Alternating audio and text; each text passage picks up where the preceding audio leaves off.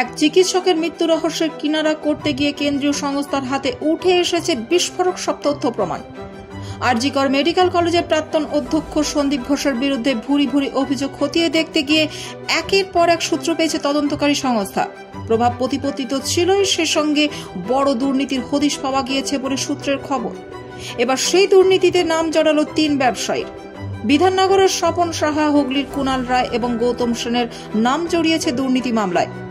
ED সূত্রে খবর, এই 3 জনই একটির বেশি সংস্থার ডিরেক্টর বলে পরিচিত। ওরিয়েন্ট এক্সপোর্ট নামে একটি সংস্থায় 3 জনই ডিরেক্টর হিসেবে রয়েছেন। এছাড়াও এই 3 জনই আলাদা আলাদা সংস্থা রয়েছে বলে জানা যাচ্ছে। এই সংস্থার সঙ্গে সন্দীপ ঘোষের দুর্নীতির কি সম্পর্ক?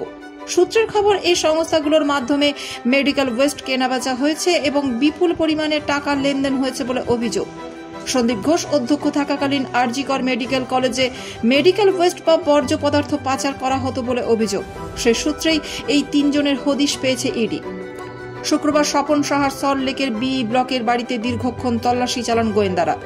বাড়ির 4টি গাড়িতেও তল্লাশি চালানো হয়। ব্যবসা এবং সম্পত্তি সংক্রান্ত বেশ কিছু নথি বাজেয়াপ্ত করা হয়। এছাড়াও সল্টলেকের বি ব্লকের স্বপন সাহার আরও একটি সম্পত্তির হদিশ তদন্তকারী আধিকারিকরা পেয়েছেন। অন্যদিকে ক্যামা স্ট্রিটের অফিসেও চলছে তল্লাশি। ওই ঠিকানায় ওরিয়েন্ট এক্সপোর্ট ছাড়াও ক্রিসেন্ট ম্যানুফ্যাকচারিং প্রাইভেট লিমিটেড সহ আরও কয়েকটি সংস্থার নাম পাওয়া যাচ্ছে, যার ডিরেক্টর এই 3 জন।